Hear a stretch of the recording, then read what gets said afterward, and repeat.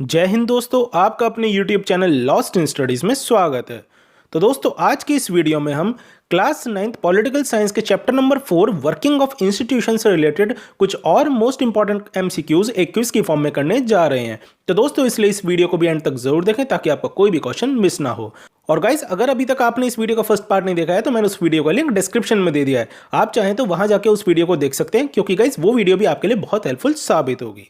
और guys, video शुरू करने से पहले एक छोटी सी रिक्वेस्ट है कि अगर आप इस चैनल पे नए हैं तो प्लीज इसे सब्सक्राइब करें और साथ में नोटिफिकेशन बेल भी जरूर दबाएं, ताकि आपको मेरी आगे आने वाली और भी ऐसी इंपॉर्टेंट वीडियोस के अपडेट्स मिलते रहें। तो चलिए दोस्तों, अब अपनी वीडियो स्टार्ट करते हैं।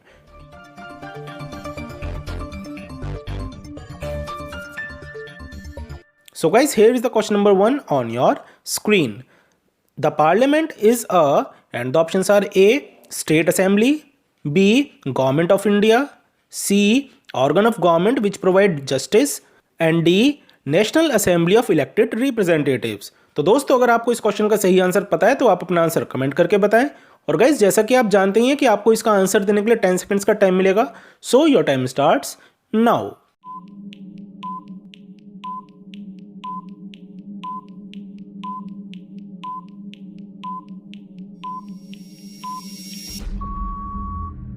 टाइम अप दोस्तों। तो चलिए अब इसका आंसर देखते हैं। So the correct answer of this question is D, national assembly of elected representatives. So guys, the parliament is a national assembly of elected representatives. तो चलिए दोस्तों, अब बढ़ते हैं अपने अगले क्वेश्चन की ओर। और ये रहा क्वेश्चन नंबर 2 आपकी स्क्रीन पर। If a bill is passed by the parliament, it becomes a law only after dash gives its assent to it. And the options are A, the president, B, the prime minister, C, the Lok Sabha, and D, the council of ministers. तो दोस्तों, अगर आपको इस question का सही answer पता है तो आप अपना आंसर जल्दी से कमेंट करके बताएं। And your time starts now.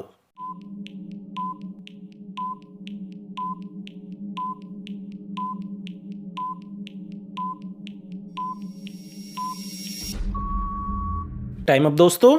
तो आइए अब इसका आंसर देखते हैं। So the correct answer of this question is A, the president. So guys, if a bill is passed by the parliament, it becomes a law only after president gives its assent to it. Guys, अगर कोई bill parliament में पास होता है तो वो law तभी बन सकता है जब प्रेसिडेंट जो है, हमारे इंडिया के जो प्रेसिडेंट हैं, वो अपनी रजामंदी दे देते हैं। उसके बाद ही वो लॉ बन सकता है। तो चलिए दोस्तों, अब बढ़ते हैं अपने अगले क्वेश्चन की ओर। And here is the question number 3 on your screen.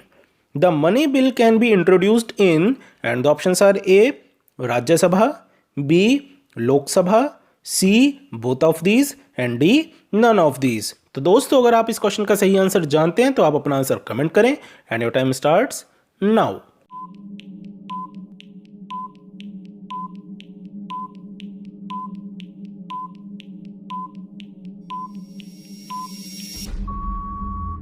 Time up दोस्तों। तो आइए अब इसका आंसर देखते हैं। So the correct answer of this question is B, Lok Sabha. So guys, the money bill can be introduced in Lok Sabha. तो चलिए दोस्तों, अब बढ़ते हैं अपने नेक्स्ट क्वेश्चन की ओर। और ये रहा क्वेश्चन नंबर 4 आपकी स्क्रीन पर। Who exercises all governmental powers? And the options are A, prime minister, B, president, C, chief election commission, and D, Chief Justice of the Supreme Court. So guys, if you know the correct answer of this question, then you can text your answer in the comment section, and your time starts now.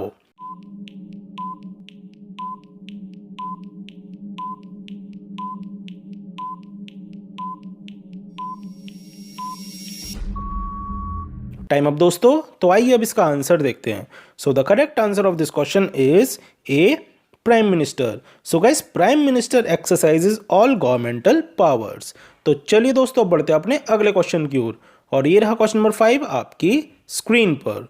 Which one of the following statement about the president is wrong? And the options are A, he is the head of the state, B, he exercises only nominal powers, C, he is elected directly by the people, and D, he is the highest formal authority in the country.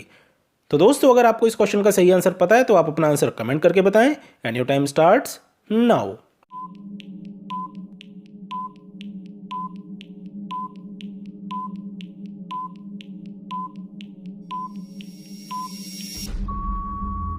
Time up दोस्तों। तो चलिए अब इसका answer देखते हैं। So the correct answer of this question is C, he is elected directly by the people. So guys, president is elected directly by the people is the wrong statement among all these options because president is not directly elected by the people. तो चलिए दोस्तों बढ़ते हैं अपने अगले question की ओर and here is the question number 6 on your screen. Who appoints the Chief Justice of India? And the options are A, the Prime Minister, B, the President, C, the Cabinet and D, the Council of Ministers. तो दोस्तों अगर आपको इस question का सही answer पता है तो आप अपना आंसर जल्दी से कमेंट करें and your time starts now.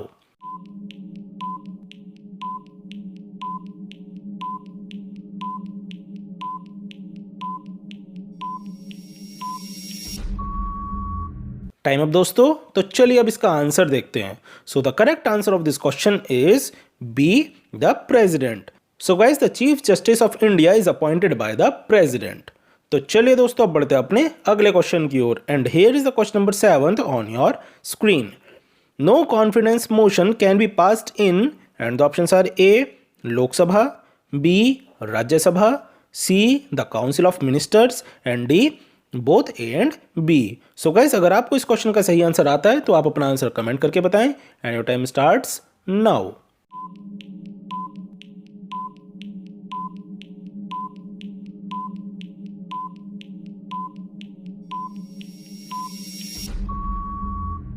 Time up guys, तो चलिए अब इसका आंसर देखते हैं। So the correct answer of this question is A, Lok Sabha. So guys, no confidence motion can be passed in Lok Sabha. तो चलिए दोस्तों अब बढ़ते हैं अपने अगले क्वेश्चन की ओर और ये रहा क्वेश्चन नंबर 8 आपकी स्क्रीन पर। Which of the following option is or are correct regarding the powers of the prime minister and the options are A, he can dismiss ministers, B, he chairs the cabinet meetings, C, he distributes work to the different departments and D, all of these. So guys, अगर आपको इस question का सही answer पता है तो आप अपना आंसर जल्दी से कमेंट करें and your time starts now.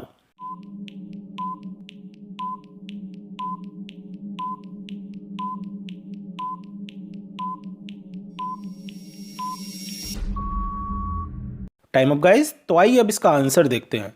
So the correct answer of this question is D, all of these. So guys, all these options are correct regarding the powers of the prime minister. तो चलिए दोस्तों अब बढ़ते हैं अपने अगले question की ओर and here is the question number 9 on your screen. Which organ of the government has the power to interpret the constitution?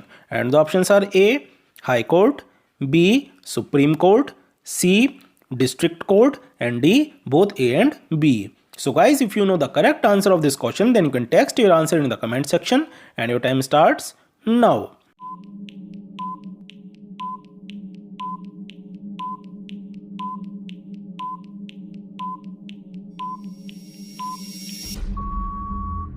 Time up दोस्तों, तो आइए अब इसका आंसर देखते हैं। So the correct answer of this question is B, supreme court. So guys, Supreme Court is the organ of the government which has the power to interpret the constitution. तो चलिए दोस्तों बढ़ते हैं अपने अगले क्वेश्चन की ओर and here is the question number 10 on your screen. Which of the following disputes can the Supreme Court take? And the options are A, between citizens of the country, B, between citizens and government, C, between government at the union and state level and D, all of these. So guys, अगर आपको इस question का सही answer पता है तो आप अपना आंसर कमेंट करके बताएं and your time starts now.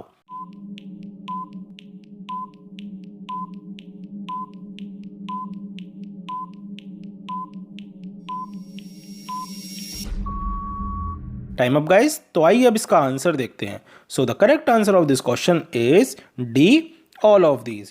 So guys, the Supreme Court take all the disputes which are given in the options. तो चलिए दोस्तों अब बढ़ते हैं अपने अगले क्वेश्चन की ओर and here is the question number 11 on your screen. Who headed the second backward classes commission 1979? And the options are A, Indira Gandhi, B, Jawaharlal Nehru, C, BP Mandal and D, VP Singh. तो दोस्तों अगर आपको इस question का सही answer पता है तो आप अपना आंसर जल्दी से कमेंट करें and your time starts now.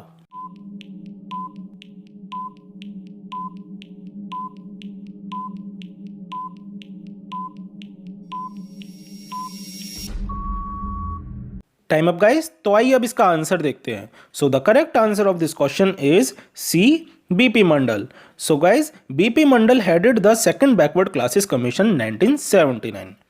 तो चलिए दोस्तों अब बढ़ते हैं अपने अगले क्वेश्चन की ओर और ये रहा क्वेश्चन नंबर 12 आपकी स्क्रीन पर. What is the full form of SEBC? And the options are A. Socially and economically backward classes. B. Socially and educationally backward classes. C. Scientifically and educationally backward classes. And D. Scientifically and economically backward classes. So guys, if you know the correct answer of this question, then you can text your answer in the comment section and your time starts now.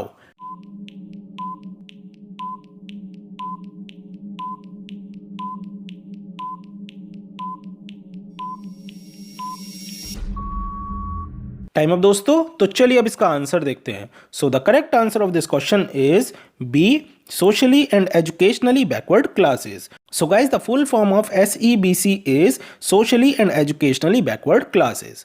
तो चलिए दोस्तों अब बढ़ते हैं अपने अगले question की ओर और ये रहा क्वेश्चन नंबर 13 आपकी स्क्रीन पर. Who is the real executive of the Indian Union? And the options are A. the Prime Minister, B. the Union Cabinet, C. the President and D. both A and C. So guys, अगर आप इस question का सही answer जानते हैं तो आप अपना आंसर जल्दी से कमेंट करके बताएं and your time starts now.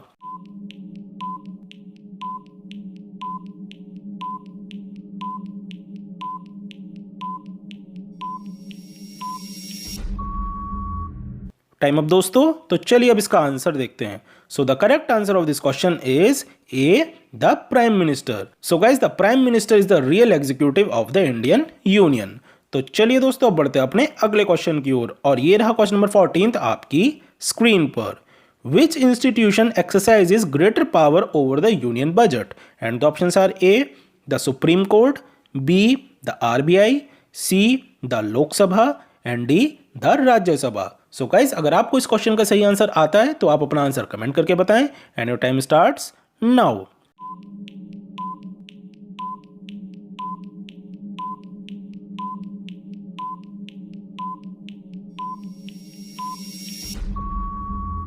Time up दोस्तों, तो चलिए अब इसका आंसर देखते हैं. So the correct answer of this question is C, the Lok Sabha. So guys, the Lok Sabha is the institution which exercises greater power over the union budget. तो चलिए दोस्तों अब बढ़ते हैं अपने लास्ट क्वेश्चन की ओर और ये रहा क्वेश्चन नंबर 15 आपकी स्क्रीन पर. What is the power of the Supreme Court to judge the constitutional validity of a law passed by the Parliament or an action of the executive called? And the options are A. judicial revision, B. judicial review, C. judicial permission and D. judicial consent. तो दोस्तों अगर आपको इस question का सही answer पता है तो आप अपना आंसर जल्दी से कमेंट करके बताएं and your time starts now.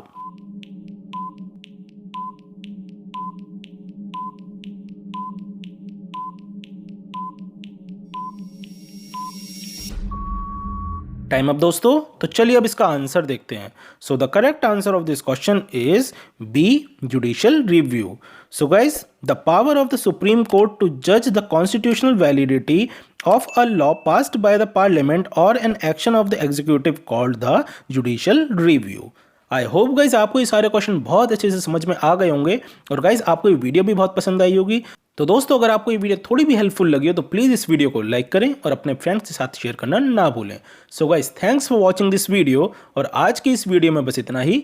फिर मिलेंगे अपनी नेक्स्ट वीडियो के साथ.